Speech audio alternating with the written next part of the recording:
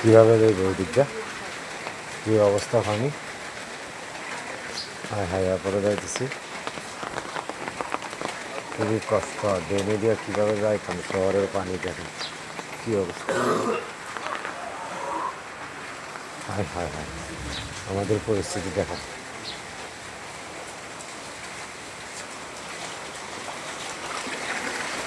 দেখেন পানি কি, মানুষ কীভাবে যাইতেছে।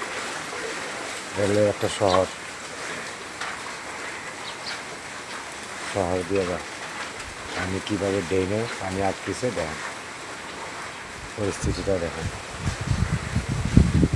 কোন অবস্থায় আছে। এগুলো চট্টগ্রামে, এই যে দেখেন চট্টগ্রামে পানির লাইন।